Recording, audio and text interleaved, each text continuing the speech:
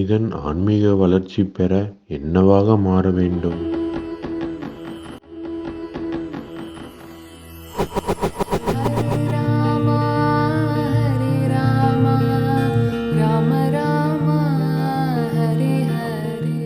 ஹரே ராம ஹரே ராம ராம ராம ஹரே ஹரே, ஹரே கிருஷ்ண கிருஷ்ண கிருஷ்ண ஹரே ஹரே, ஹரே ராம ராம ராம ஹரே ஹரே, ஹரே கிருஷ்ண கிருஷ்ண கிருஷ்ண ஹரே ஹரே.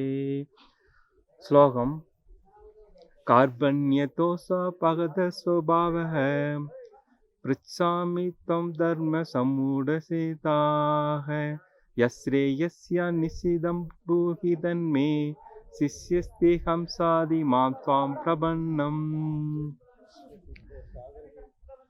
இந்த ஸ்லோகம் அர்ஜுனன் கிருஷ்ண பரமாத்மாவிடம் கூறுகின்றார், கோழைத்தனத்துடன் கூடிய சீரழிந்த சுபாவமும் தர்ம விஷயத்தில் எது சரி எது தவறு என முடிவெடுக்க முடியாத சூழலும் நான் இருக்கின்றேன்.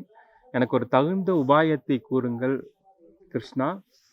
நான் உங்களுடைய சீடன், நான் உங்களை சரணடைகின்றேன் என்று கூறுகின்றார். ஸோ இதில் அர்ஜுனன் 5 விதமான விஷயங்களை தெரிவிக்கின்றான் தன்னுடைய கருத்தாக. என்னுடைய மனநிலை சீரழிந்த சுபாவத்துடன் கோழைத்தனத்துடன் கூடிய கருணையாக இருக்கின்றது. அடுத்து தர்ம விஷயத்தில் எது சரி எது தவறு என முடிவெடுக்க முடியாத ஒரு சூழலில் உள்ளதாக தெரிவிக்கின்றான். இவங்க எல்லாத்தையும் போர் புரிவதா வேண்டாமா என்று. அடுத்தது நான் உங்களுடைய சீடன், நான் உங்களை சரணடைகின்றேன் என்று கூறுகின்றான். அதுக்கு அடுத்ததாக எனக்கு ஒரு தகுந்த உபாயத்தை கூறுங்கள் என்று கூறுகின்றார். ஒரு சொல் கீதையிலே பல இடத்திலே பல்வேறு விதமான பொருட்களை தருகின்றது. உதாரணத்துக்கு ஞானம் என்று எடுத்துக்கொள்ளுங்கள். ஞானம் என்றால் அறிவு என்ற ஒரு பொருள் இருக்கின்றது. ஞானம் என்றால் இறைவனை அறியக்கூடிய மார்க்கங்கள், ஞான யோகம், பக்தி யோகம், கர்ம யோகம், ராஜயோகம். அதுல ஞானம் அப்படின்றது அந்த ஒரு இறைவன் அறியக்கூடிய மார்க்கத்திலையும் பொருள்படுகின்றது. அடுத்ததாக புத்தர் காட் என்லைட்மெண்ட் அப்படின்னு சொல்றோம். ஸோ இதுவும் ஒரு ஞானம் தான், அதுக்கும் அதே பொருள் தான் வருது. ஸோ இந்த மாதிரி கீதையில ஒரு சொல் பல இடத்தில் பல்வேறு விதமான பொருட்களை தர மாதிரி இந்த ஸ்லோகத்திலே கிருபண என்ற சொல் பல்வேறு விதமான பொருள்களை தருகின்றது. கீதையிலே ஒரு சொல் கரெக்டாக நம்ம புரியல அப்படின்னா தவறாக நாம் புரிந்து கொள்வோம். இந்த இடத்துல கிருபண அப்படின்ற சொல் பயன்படுத்துகிறோம். இயல்பாக நம்ம கிருபண என்ற சொல் என்ன பொருள் அப்படின்னா உதாரணத்துக்கு கருமி என்று வைத்துக் கொள்வோம். ஒருவரிடம் பணம், பதவி, பட்டம், புகழ் எல்லாமே இருக்கு, ஆனா யாருக்கும் 5 பைசா கூட செலவழிக்காம இருக்கின்றார். கிராமத்துல எல்லாம் சொல்லுவாங்க, எச்ச கையிலையும் கூட காக்கா ஓட்ட மாட்டாங்கன்னு சொல்லிட்டு. ஸோ அதுவும் கிருபண என்று பொருள். அடுத்தது உலக வாழ்க்கையிலேயே மூழ்கி இருக்கின்றான் இல்லையா? பிரகதாரண உபநிஷத்து அதுதான் சொல்லுது, உலக வாழ்க்கையிலேயே மூழ்கி இருக்கின்றான். மனிதனுடைய லட்சியம் என்பது இறைவனை அடைவது. அப்படி அடையாமல் உலக வாழ்க்கையிலேயே மூழ்கி இருக்கின்றீர்கள், அதுவும் கிருபண என்ற சொல் அழைக்கப்படுகின்றது. அடுத்து பிரகதாரண உபநிஷத்துல சொல்றப்ப, கார்கி நீ இந்த உலக வாழ்க்கையிலேயே மூழ்கி இருந்துட்டு இறைவனை அடையாமல், யார் பரம்பொருளை அடையாமல் வெளியில் இறந்து இந்த உலகத்தை விட்டு மறைகின்றானோ அவனும் கிருபண என்றே அழைக்கப்படுகின்றான். இந்த இடத்துல கிருபண என்ற சொல் ஏன் பயன்படுகின்றது என்றால், அர்ஜுனனுடைய நிலைமை, அவன் கோழைத்தனத்துடன் இருக்கின்றான். கோழைத்தனத்துடன் கூடிய கருணையுடன் கூடிய சுபாவமாக அமைந்துள்ளது. ஸோ அதனாலதான் கிருபண என்ற சொல் பயன்பட்டிருக்கு இந்த இடத்துல. அடுத்து என்ன அப்படின்னா, இந்த அர்ஜுனனுடைய நிலைமையை இன்னும் சரியாக புரிஞ்சு கொள்ளணும் அப்படின்னா, நம்ம ஷேக்ஸ்பியருடைய நாடகம் இருக்கு இல்லையா, மக்மத் அப்படின்ற ஒரு நாடகத்துல வரக்கூடிய ஒரு சூழலை சரியாக ஒப்பீடு செய்தோம் என்றால் உங்களுக்கு இன்னும் சரியாக புரியும். என்ன அப்படின்னா, ஷேக்ஸ்பியர் 16ஆம் நூற்றாண்டிலே வாழ்ந்த ஒரு தேசிய கவி. அவர் 37க்கும் மேற்பட்ட நாடகங்களை எழுதி இயக்கி உள்ளார், நடித்தும் உள்ளார். அந்த காலத்தில எல்லாம் பெண்கள் நடிக்கிறதுக்கு தடை விதிச்சிருந்த காரணத்தினால் இவரே பெண் வேடமிட்டு நடித்தார். அவருடைய நாடகங்கள் நிறைய புகழ் பெற்றவை. அதில் உதாரணத்துக்கு பார்த்தோம் அப்படின்னா Macbeth, king Lear, Romeo Juliet, இந்த மாதிரிலாம் நாடகம் இருக்குது. மக்பத் எல்லாமே. ஸோ இவர் வந்து காலேஜ் அந்த கல்லூரியுடைய வாசலே மிதிச்சதில்லை. ஆனால் இவருடைய பாடம் தான் வந்து இவருடைய அந்த எழுத்துக்கள் அதெல்லாம் தான் வந்து ஆங்கில கல்வி பயின்றவர்களுக்கு வந்து இலக்கிய படிப்புக்கு வந்து பாடமாகவே அமைந்திருக்கின்றது. அதில் வந்து மக்பத் அப்படின்ற ஒரு நாடகம் இருக்குது. அந்த மெக்பத் நாடகம் என்ன அப்படின்னா வந்து ஸ்காட்லாந்து மிகப்பெரிய ஒரு அரசர் வாழ்ந்து வந்தார். அவர் வாழ்ந்துட்டு இருக்கிறப்ப வந்து கொஞ்சம் தூரம் அப்படியே போகிறாரு. சரி கொஞ்சம் தூரம் ட்ராவல் பண்ணி போகிறாரு. அப்படி ட்ராவல் பண்ணி போகிறப்ப மக்பத்துடைய வீட்டில் வந்து தங்கக்கூடிய ஒரு சூழல் ஏற்படுது. அப்போ அங்கே தங்குறாரு. அப்படி தங்கிட்டு இருக்கிறப்ப வந்து அவங்க மனைவி என்ன சொல்கிறாங்க அப்படின்னா வந்து நீங்கள் வந்து இந்த ராஜாவை கொன்றுட்டு நீங்கள் ராஜா ஆயிருங்க, நான் ராணி ஆயிடுறேன், இந்த நாட்டை ஃபுல்லும் நம்ம கைப்பற்றலாம் அப்படின்னு ஒரு திட்டம் தீட்டுறாங்க. அது பிரகாரம் வந்து திட்டம் தீட்டி கொன்னுடுறாங்க. கொண்டுட்டு என்ன ஆகுறாங்கன்னா மக்பத்தும் அவனுடைய மனைவியும் வந்து ராஜாவும் ராணியாக மாறி அந்த நாட்டில் வாழ்ந்து கொண்டிருக்கின்றார்கள். அந்த எழுத்தாளர் எழுதுறார். என்ன எழுதுறாரு அப்படின்னா வந்து தூக்கமில்லாமல் இருக்கின்றான் அந்த ராஜா மக்பத். என்ன காரணம் அப்படின்னா அவர் வந்து கொலை செய்தார் இல்லையா தூக்கத்தில் இருக்கக்கூடிய அந்த ராஜாவை. அதனால அதே மாதிரி ராணி திரும்ப திரும்ப திரும்ப கைகளை கழுவி கொண்டே இருக்கின்றாள். என்ன காரணம் என்றால் வந்து கையில் வந்து அந்த ரத்தம் இருந்துகிட்டே இருக்கு. ஸோ இதுதான் எழுதுற. இந்த மாதிரி ஒரு குற்ற உணர்ச்சி அர்ஜுனனுக்கு ஏற்பட்டிருக்கு. என்ன அப்படின்னா நம்ம இவங்க எல்லாத்தையும் கொண்டு குவித்து நம்ம மயானத்தெல்லாம் ஆட்சி புரிவது அப்படின்ற ஒரு குற்ற உணர்ச்சி வந்துருந்ததுனால தான் அப்படியே வந்து அவன் மோகம் அடைஞ்சு கீழே அப்படியே அமர்ந்திருந்துகின்றான். அடுத்தது வந்து அப்படியே இருக்கிறப்ப வந்து நான் உங்களுடைய சீடன், எனக்கு வந்து ஒரு உபதேசம் பண்ணுங்கள் அப்படின்னு சொல்லுகின்றான். இதுலேருந்து நமக்கு என்ன தெரிய வருது அப்படின்னா வந்து அர்ஜுனன் இப்படி காலில் விழுந்து நான் உங்களுக்கு சீடன் சொல்கிறாரு. அது வரைக்கும் கிருஷ்ண பரமாத்மா எந்த உபதேசமும் பண்ணவே இல்லை. நார்மலாக கிருஷ்ணரும் அர்ஜுனனும் வந்து நண்பர்கள், உண்டு உறங்கி விளையாடி கேளிக்கை பேசி கொண்டிருந்தவர்கள். நம்ம கேளிக்கை பேசிட்டு இருந்தோம் அப்படின்னா வந்து உபதேசம் கிடைக்காது. ஏதாவது ஆலோசனை கிடைக்கலாமே தவிர உபதேசம் கிடைக்காது. ஆனால் இந்த இடத்துல உபதேசம் தான் தேவைப்படுது. அதனால தான் நான் உங்களுடைய சீடன் அப்படிங்க. இப்போதான் கிருஷ்ணர் வந்து உபதேசத்தையே ஆரம்பிக்கின்றார். இது வந்து கீதையில மிக முக்கியமான பகுதி.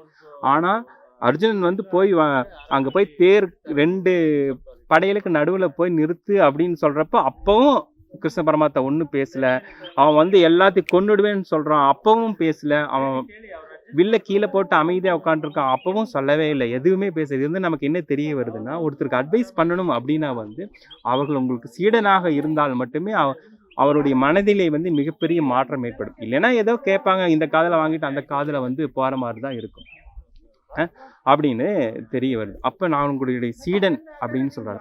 அப்போ கிருஷ்ண பரமாத்மா குருவாகவும் அர்ஜுனன் சீடனாகவும் மாறக்கூடிய இடம். இதுக்கப்புறம் தான் வந்து உபதேசத்தையே கீதையை ஆரம்பிக்கின்ற கிருஷ்ணன். அப்படியே போயிட்டு இருக்கிறப்ப என்ன ஆகும் அப்படின்னா வந்து குரு அப்படின்றது ஒரு மிக உயர்ந்த ஸ்தானம். குரு அப்படின்னா வந்து இருளை நீக்கக்கூடியவர் அப்படின்னு பொருள். நம்மளுடைய மனதிலே மிகப்பெரிய மாற்றத்தை கொண்டு வருபவர். தத்விஜனர்த்தம் சத்குரு மேவா பிக்சர் சமத்பானிய ஸ்ரோத்ரியம் பிரம்மனிஷ்டம் அப்படின்னு உபனிஷத்து சொல்லுது. இறைவனை அடைய வேண்டுமா, குருவிடம் செல். குரு வந்து அவர் மிக உயர்ந்த இடத்திலே இருப்பார். அவர் வந்து உங்களையும் அந்த மிக உயர்ந்த இடத்துக்கே கொண்டு வந்து உங்களை நிறுத்துவார் அப்படின்னு சொல்றார். அடுத்தது வந்து மற்றொரு பாகவதம் இதே பொருளை தான் சொல்லுது. இறைவனை அடைய வேண்டுமா, நீ வேதத்தின் உட்பொருளை புரிந்து கொள். அவர்கள் எந்த இடத்தில் இருக்கின்றார்களோ அதே இடத்தில் உன்னையுமே வந்து கொண்டு வந்து நிறுத்துவார்கள் அப்படின்னு சொல்றார். அதே இது மற்றொரு நூலில் சொல்லும் பொழுது வந்து ராமாயணம் என்ன சொல்லுது அப்படின்னா வந்து இறைவனை அடைய வேண்டும் என்றால் நீ முக்தி அடைய வேண்டுமென்றால் குருவிடம் செல்ல வேண்டும்.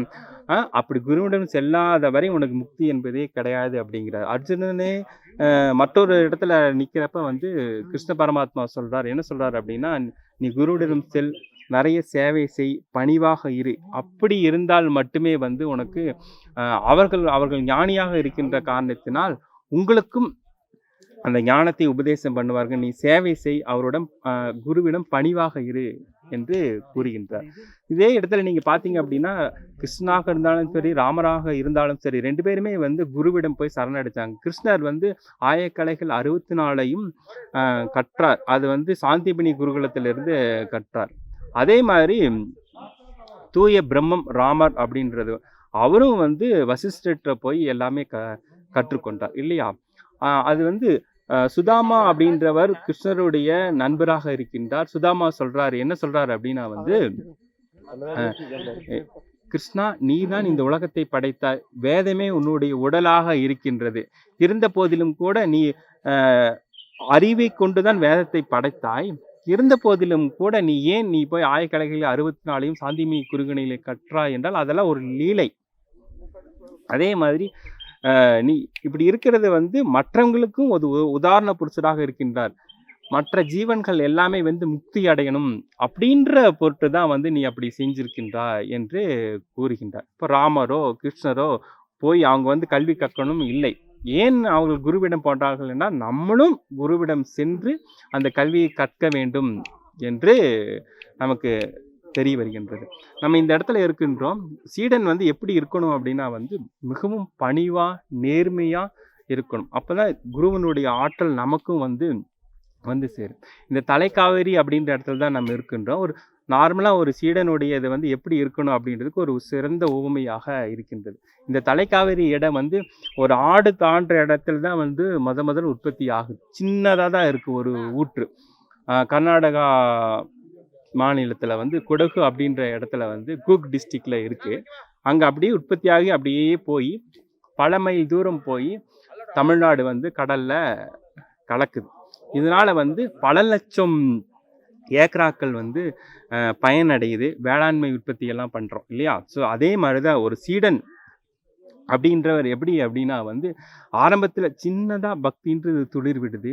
அதுக்கப்புறம் நாளடைவில் என்ன ஆகுது அப்படின்னா குருவனுடைய ஆற்றல் அவன் மேல் பட்டு அவன் மிகப்பெரிய ஒரு வல்லமை படைத்தவனாக மாறி எப்படி வேளாண்மை உற்பத்தி செய்து மக்களுக்கு இந்த காவிரி தாய் தருகின்றதோ அதுபோல் சீடன் ஒவ்வொரு குருவாக மாறி மிகப்பெரிய ஆற்றலால் மற்ற அனைத்து ஜீவன்களையும் முக்தி நிலைக்கு அந்த ஆன்மீக கடலிலே பூத்துகின்றான்.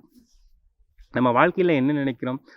இன்பமே வேண்டுமென்று நினைக்கின்றோம். வாழ்க்கை துன்பமயமாக இருக்கின்றது. அறிவு வேண்டுமென்று நாம் ஆசைப்படுகின்றோம். ஆனால் அறியாமையே மனதிலே குடிகொண்டிருக்கின்றது. நாம் கல்லூரியில் பெற்ற சான்றிதழ்களை கொண்டு வாழ்க்கையில் ஏற்படும் அனைத்து குழப்பங்களுக்கும் தீர்வு காண முடியாது.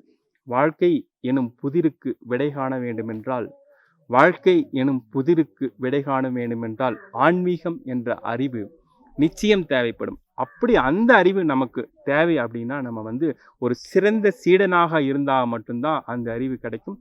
நிச்சயமாக அந்த சீடனுக்கு குரு கிடைப்பார். இது கடவுளுடைய கருணையால் விளையக்கூடிய ஒன்று. எனவே இந்த சோகத்திலிருந்து நமக்கு என்ன தெரிய வருது அப்படின்னா நம்ம ஒரு சிறந்த சீடனாக இருக்கும் பொழுது தான் நம்ம குருவினிடத்திலிருந்து மிகப்பெரிய ஆற்றல், இறைவனிடத்திலிருந்து மிகப்பெரிய கருணை நம் மீது ஆற்றல் கிடைக்கும் அப்படின்றது தெரிய வருது. உத்திஷ்ட ஜாக்கிரத பிராபியவரான் நிவோதத சூரிஸ்யதாரா நிசிதாம், எழுந்திருங்கள் விழித்திருங்கள். இந்த ஸ்லோகம் உங்களுக்கு பிடிச்சிருந்தது அப்படின்னா நீங்கள் அதைய பாருங்க, இறைவனுடைய அருள் பெறுங்க, மற்றவங்களுக்கும் உங்களுடைய நண்பர்களுக்கெல்லாம் பகிர்ந்து கொடுங்கள். கீதை அப்படின்றது ஒரு அளப்பரிய ஆற்றல் கொன்ற ஒரு நூல். உங்களுடைய மனதிலே மிகப்பெரிய மாற்றத்தை தரக்கூடிய ஒரு வல்லமை பொதிந்த ஒரு நூல். ஸோ இதை நீங்கள் கீதையை கேட்டு இறைவனோட அருளில் பெறுங்கள். நன்றி. கார்பண்யதோஷோ பகஸ்தபாவக பிருச்சாமி த்வாம் தர்மசம் மூடச்சேதா யச்ரேய சாநிஷ்சித்தம் ப்ரூஹிதன்மே சிஷ்யத்தேகம் சாதிமாம் துவாம் பிரபந்தம். பொருள்: கோழைத்தனம் மற்றும் சீரழிந்த சுபாவம் கொண்டவனும் தர்ம விஷயத்தில் குழப்பம் கொண்ட மனதை உடையவனுமாகிய நான் தங்களிடம் வேண்டுவது யாதெனில், எந்த சாதனை, அதாவது எந்த வழிமுறை உறுதியாக மேன்மை பயக்குமோ அதனை எனக்கு கூறுங்கள். நான் தங்களது சீடன். எனவே தங்களை சரணடைந்த எனக்கு தக்க அறிவுரை கூறுங்கள்.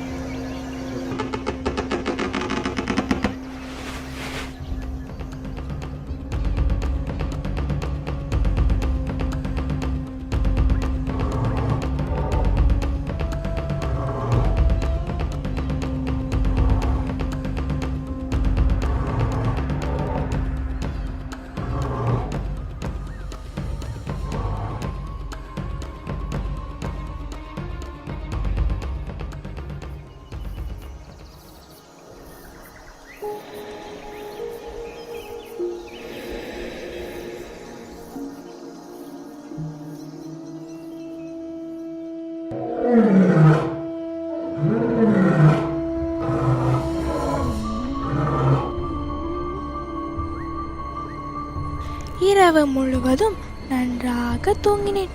இன்று அந்த சிங்கத்தை விட மிக வேகமாக ஓட வேண்டும், இல்லை என்றால் என் உயிர் போய்விடும். எப்படியோ இரவை கடத்தி விட்டோம். நல்ல வேளை விடிந்து விட்டது. எப்படியாவது இன்று மானை எனக்கு இரையாக்கி கொள்ள வேண்டும். இல்லையென்றால் பசியினால் என் உயிர் போய்விடும்.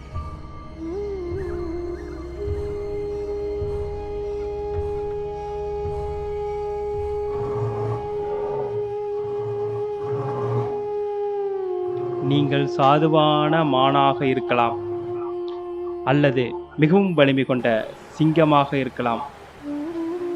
ஆனால் சூரியன் உதித்த பின் ஓடுவதற்கு தயாராக இருக்க வேண்டும். ஏகலைவா, இவ்வுலகில் ஈடு இணை இல்லாதது எது?